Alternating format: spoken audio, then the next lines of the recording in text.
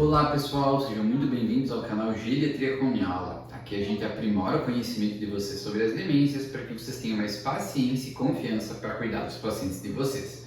Meu nome é Vinícius Miola, eu sou médico geriatra e hoje eu vou falar um pouquinho sobre a fase avançada das demências, tá bom? Não se esqueçam primeiro de se inscrever aqui no nosso canal, curtir e comentar esse vídeo, compartilhar com alguém que vocês acham que se beneficie e também nos seguir nas nossas outras páginas, @Geriatria com Miola no Instagram e no TikTok, beleza? Então hoje vamos falar sobre a fase avançada. A fase avançada, que costuma ser uma fase mais curta, mas também tem uma grande variação dependendo de cada paciente. Em se pensando em doença de Alzheimer, que é talvez o nosso protótipo, né, que tem uma sobrevida média de 8 anos, com 2 a 3 na fase leve, 4 a 5 na fase moderada e aí 1 a 2 anos na fase avançada, geralmente. Mas como eu sempre lembro vocês, tem pacientes com doença de Alzheimer que vivem 20 anos, então nesse caso a fase avançada pode ter 5, 6 anos de duração, né? Então vai depender muito de cada paciente. E a fase avançada é uma fase que a gente chama de fase final de vida, né? O paciente começa a perder várias das suas funções, começa a ficar muito mais limitado e é óbvio que a gente tem que começar a se preparar para o momento em que possivelmente ele vai nos deixar, né? Então é uma fase da gente instituir cuidados paliativos, né? Começar a pensar em medidas que tenham como prioridade o conforto, a qualidade de vida do paciente, né? E isso tem que ser o nosso norte durante a fase avançada da doença. E muitas vezes, eventualmente, tirando medicações que a gente acha que não tem mais muito efeito, né? E tomando outras atitudes, pensando mais no cuidado de conforto e qualidade de vida do paciente.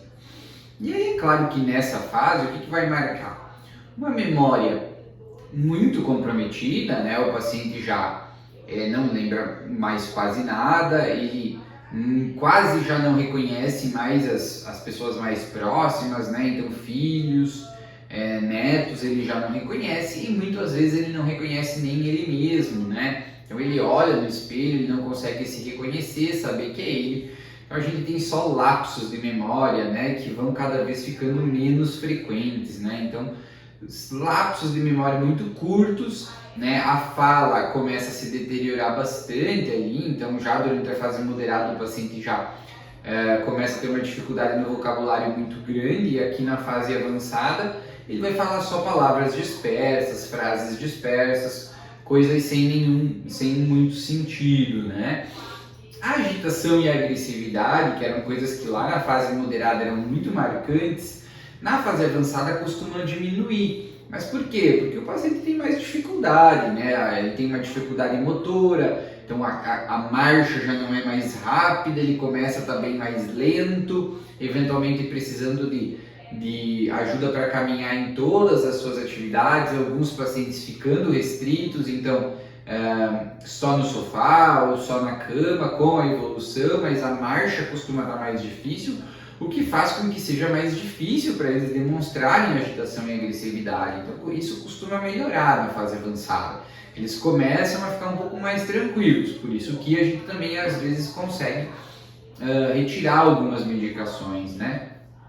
Mas essa dificuldade na marcha é algo que marca muito a fase avançada. A incontinência urinária e fecal, então o paciente acaba ficando quase sempre restrito ao uso da fralda, né? Ele não consegue mais ter cognição para pensar que eu tenho vontade, aí ele tem dificuldade de ir no banheiro porque ele não caminha, eu tenho que ir no banheiro e lá fazer, ele não consegue mais pensar da forma correta para ter esse raciocínio de ir ao banheiro, e aí ele acaba ficando restrito ao uso da fralda quase que 100% do tempo, né? Então isso é uma característica também da fase moderada. E aqui talvez o grande pilar dessa fase, que é algo que a gente tem que dar muita atenção, é a alimentação, né? Então a alimentação começa a ter as suas dificuldades na fase moderada da doença, em que o paciente começa a enrolar a comida na boca, às vezes tem alguma tossezinha por dificuldade de deglutição, as refeições começam a durar um longo tempo, 1 hora, às vezes mais de 1 hora para dar uma refeição. o paciente já não come mais tanto, começa a diminuir um pouco o apetite, começa a diminuir um pouco a ingesta de comida também, porque ele tem agora menos gasto energético, então ele está muito mais limitado, então ele precisa de menos comida, então ele acaba comendo menos, né? E essa questão da alimentação é um pilar muito importante da fase avançada. Por quê, pessoal? Porque a gente sabe que nos pacientes com demência, idealmente, a gente não indica uma via artificial de alimentação. Então, o ideal é que a gente não coloque sonda e não coloque gastrostomia, né? A gente sabe a gastrostomia é aquela sondinha que vai direto no estômago, né? E a sonda no nariz. O ideal é que a gente não coloque esse tipo de via artificial de alimentação. Por quê? Porque a gente sabe que a alimentação ela vai ser algo difícil e que ela vai piorar ao longo da evolução da doença. A gente sabe que o paciente vai ter mais dificuldade, né? A gente sabe que o paciente ele vai começar a engasgar um pouco, e isso é normal, né? A gente tem consciência de que ele vai engasgar e que é normal que ele engasgue, né? A gente vai adaptar a dieta para esses momentos de engasgo. Então, ele começou a engasgar com água, a gente vai colocar um espessante. Ele começou a engasgar com uma comida mais sólida, a gente vai deixar mais pastoso. A gente vai fazer as adaptações necessárias, né, sempre que possível com o auxílio do fonoaudiólogo, que é um profissional extremamente importante nessa fase, né? Então, acho que isso é uma recomendação bastante importante. E é claro que a gente vai fazendo essas modificações e ofertando comida para o paciente. Então, se a gente sabe que ele vai engasgar, se a gente sabe que ele vai deglutir, não tem por que eu colocar a via de alimentação artificial. Mas aí, muitas pessoas dizem, doutor, mas aí a alimentação, a sonda vai fazer com que ele engasgue menos, não vai dar pneumonia, né? Então, muitos trabalhos já mostram que colocar uma via artificial não diminui o risco de pneumonia, porque o paciente ele acaba engasgando com a saliva e aí leva bactérias da boca para o pulmão igual, ou ele acaba aspirando, né, indo para o pulmão a própria comida que regurgita do estômago pela sonda, né? A sonda distende um pouco o estômago, a comida volta, ele aspira da mesma forma. Então a sonda não diminui a incidência de pneumonia e também não melhora o estado nutricional do paciente. Por quê? Porque nessa fase não adianta eu dar um monte de comida que o corpo dele já não consegue mais absorver, né, essa comida. A tendência é justamente até que ele eventualmente tenha diarreia, ou tenha algum problema gastrointestinal se eu der muita comida, porque o corpo dele não consegue mais absorver essa comida de forma adequada. Então não adianta eu forçar a barra, né? Forçar que ele coma exageradamente, né?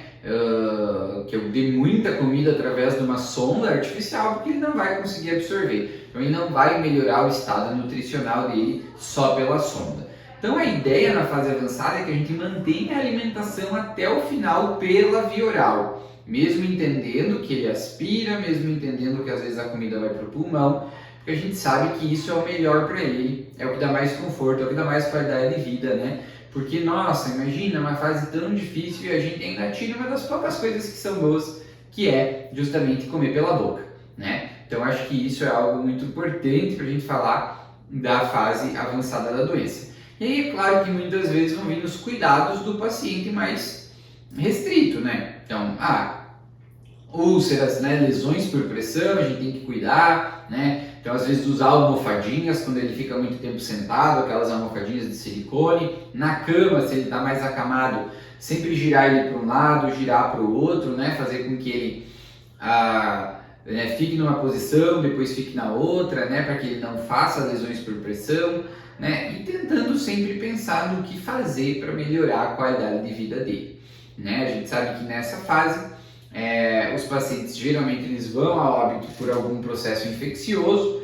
A higiene pessoal é algo que fica completamente comprometida do ponto de vista dele, então agora eles ficam praticamente 100% dependentes do cuidador para tomar banho, né, para ir ao banheiro, para limpar, tirar a fralda, fazer a higiene das partes íntimas, né, para escovar os dentes, para limpar a boca. Nunca esqueçam, né, A boca é um local importante de higiene desses pacientes, eles já não conseguem mais limpar sozinhos, então você vai ter que fazer a higiene bucal para ele, né?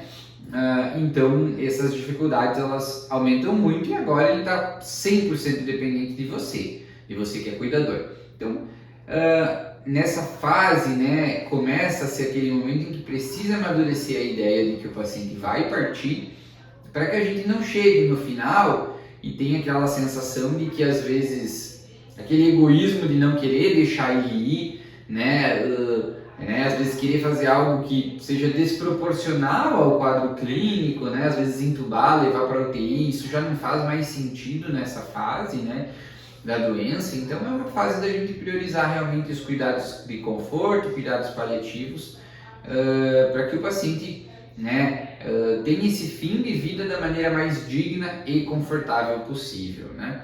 Então a fase avançada é um pouco sobre isso, né? A gente tem vários vídeos de diversas formas sobre isso aqui no canal. Então espero que vocês gostem. A gente tem um vídeo só sobre cuidados paliativos para quem quiser dar uma olhada. Isso acho que é muito importante que vocês tenham essa dimensão. E continuem nos seguindo, se inscrevam, comentem e compartilhem esse vídeo, tá? E se inscrevam nas nossas outras páginas, @geriatria com Miola no Instagram e no TikTok. Valeu, um abraço!